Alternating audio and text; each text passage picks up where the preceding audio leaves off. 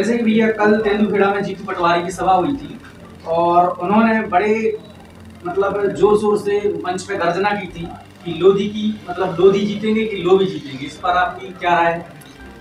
अभी जो कांग्रेस के प्रत्याशी जो चुनाव लड़ रहे हैं वो बंडा विधानसभा से विधायक थे और इस पूरे संसदीय सीट में बंडा विधानसभा जो है लोधी बाहुल्य सीट है और वहाँ के लोधियों ने इनको नकार दिया। जो 35,000 से हारे हैं जिनको लोधी समाज ने नकार दिया, वो ये सवाल करे तो शोभा नहीं देता। लोधी समाज के लोग केवल भारतीय जनता पार्टी में जाएंगे और जो सतत विकास और निरंतर विकास के लिए काम कर रहे हैं उसके साथ समाज जाएगा पूरा। और अरुण यादव जो कि भूतपूर्व केंद्रीय मंत्री हैं, उन्होंने मंच से कहा था प्रधानमंत्री जी को और शिवराज सिंह चौहान भूतपूर्व मुख्यमंत्री जी को अपशब्द कहे थे, लबरा कहा था, झूठा कहा था। इस पे आपकी क्या राय? जो जैसे लोगों के बीच में रहता है, जो जैसा सोचता है, जो जैसा भोजन करता हो वैसा बोलता है। प्रधानमंत्री हैं, सभी के आदरणीय हैं। हमें शब्दों की मर्यादाओं में रहना चाहिए और शब्दों में बोलना चाहिए कि जो मर्यादा रहती है मैं उसकी निंदा करता हूँ। ऐसे शब्दों का इस्तेमाल उन्हें नहीं करना चाहिए था।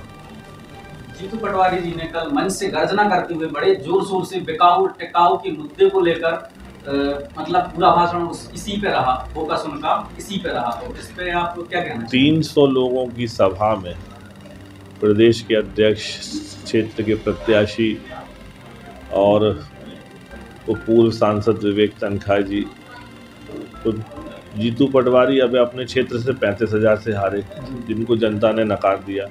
सरवर सिंह अपने क्षेत्र से 36,000 से हारे, जनता ने नकार दिया। तो ये जो कल जो लोग हुए थे, इकट्ठे हुए थे कांग्रेस के, ये हारे हुए लोगों की फौज है, जनता से नकारे हुए लोगों की फौज है। तो मेरा आपके चैनल के माध्यम से उनको सुझाव है कि पहले आप अपने विधानसभा क्षेत्र जाइए, वहाँ से चुनाव जीतिए और जब जीत के चुनाव आप अपने जब वहाँ से जीत के चुनाव जब जनता आपको वहाँ से जनादेश दे दे, फिर आके आरोप प्रत्यारोप करिए तो वो ठीक रहेगा। जिनको जनता ने नकार दिया वो क्या दूसरों पे आरोप लगाएंगे। विधानसभा चुनाव में आप और तरवर सिंह मतलब साथ में विधायक बने कांग्रेस से, तो लोगों का कहना है कि आप लोग एक दूसरे के बहुत करीब हैं, बहुत करीब से जानते हैं। तो क्या आपको लगता है कि उनमें और आप में कोई कंपटीशन है? देखिए, ये चुनाव व्यक्ति का नहीं है भाई। तरवर जी से अच्छे संबंध हैं, हम लोग विधानसभा में आजू बाजू बैठते थे। ये चुनाव मोदी जी की नीति, भारतीय जनता पार्टी की रीति और राष्ट्र निर्माण के लिए, विकास के लिए चुनाव है। ये चुनाव सरपंची का नहीं, ये राष्ट्र का चुनाव है। जब राष्ट्र के चुनाव होते हैं तो राष्ट्र की नीति को लेके, राष्ट्र हमारा जो भारत है उसको विश्व गुरु बनाना है।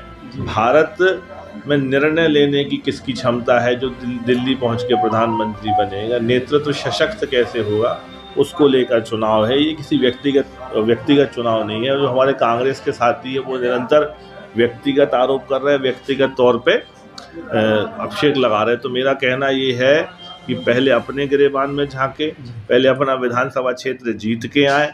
आपके विधानसभा क्षेत्र के समाज के, लोधी समाज के लोग आपको जब एक्सेप्ट कर लें, उसके बाद आप आके लोगों पे आरोप लगाएं तो वो ज़्यादा उचित रहेगा।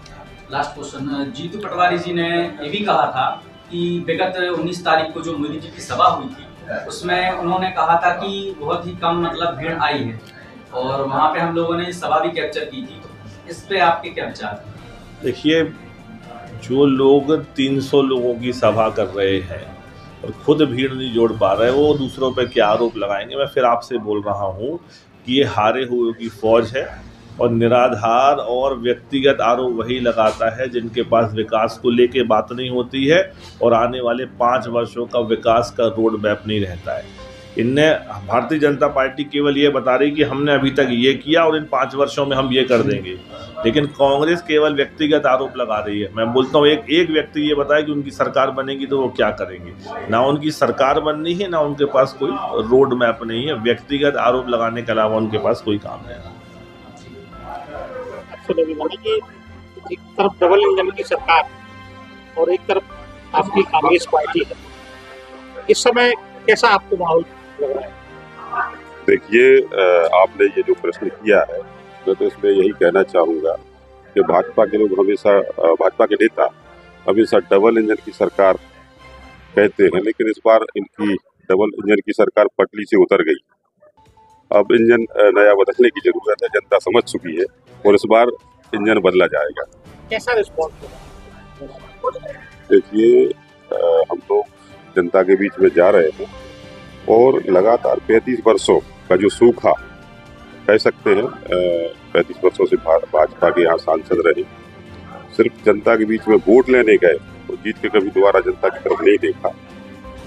इस बार और लगातार 10 वर्षों से भाजपा केंद्र में सरकार में रही, हमेशा झूठ, फरेब और जनता को भ्रमित करके गुमराह करके वोट लेती रही।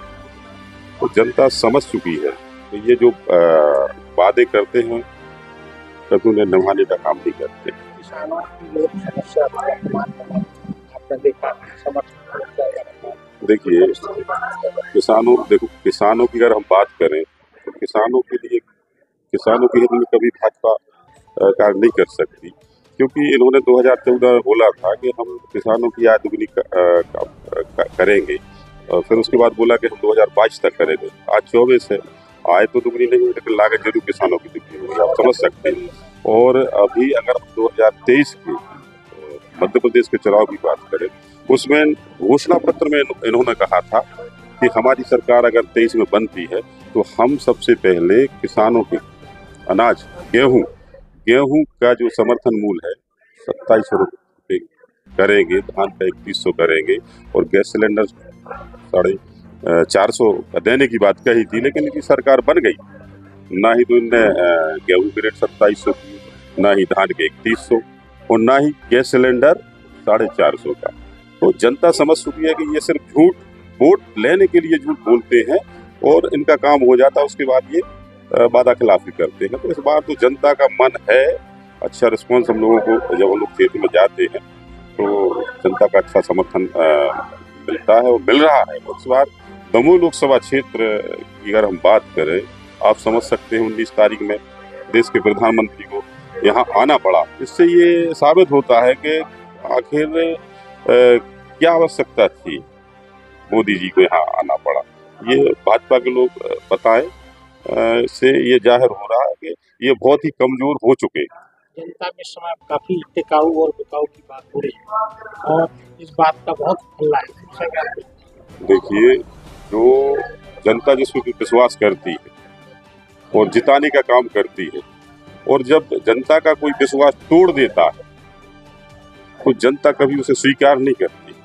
ये स्थिति हमारे दमोह लोकसभा क्षेत्र की है। आपने ऐसा क्या किया जो जनता बार बार आपकी बात करती है? देखिए, मैंने तो कुछ नहीं किया, मैंने सिर्फ ये किया कि जब से मैंने होश संभाला, मैं 2005 में ग्राम पंचायत मेरा गांव है, वहाँ से मैं सरपंच बना, क्योंकि मैंने जनता की सेवा करी। उसके बाद में 2015 में मेरा जो जिला पंचायत वार्ड, वहाँ से जिला पंचायत सदस्य बना। उसके रहते हुए उस पद को लेकर मैंने जनता की सेवा करी। जनता ने सर्वे में मेरा नाम दिया और कांग्रेस पार्टी ने मुझे टिकट दी।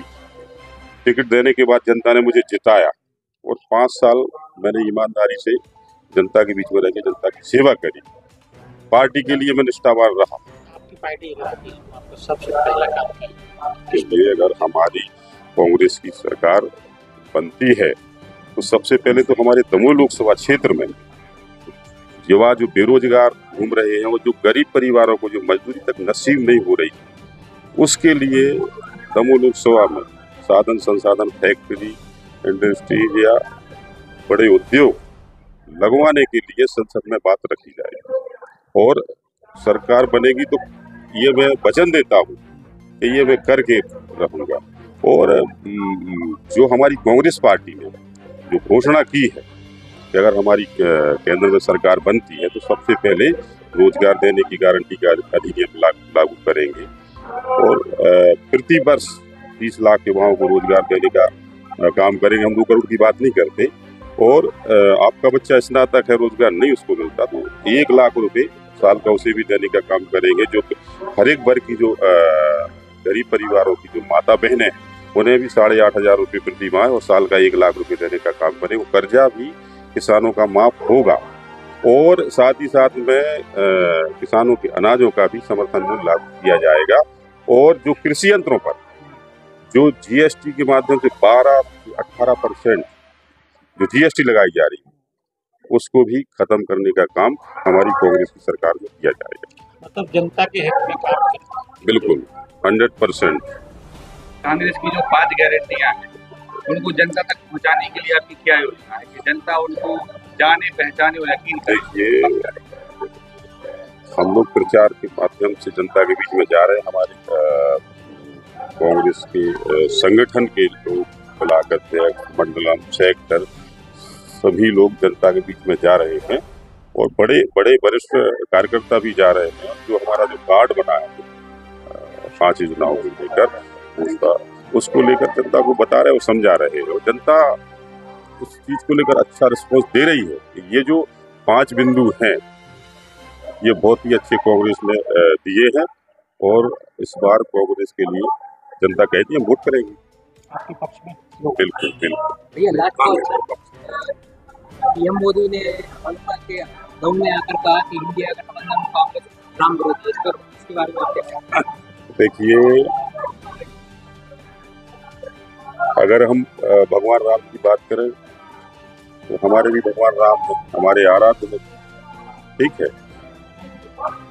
हम राम को भी मानते हैं, लेकिन उतना ही हम उस गरीब जनता को भी मानते हैं जो प्रतिनिधियों को जिताने का काम करती है। और प्रतिनिधियों का ये कर्तव्य बनता है कि उनके परिवार के पालन के लिए रोजगार की व्यवस्था कराने की बात है।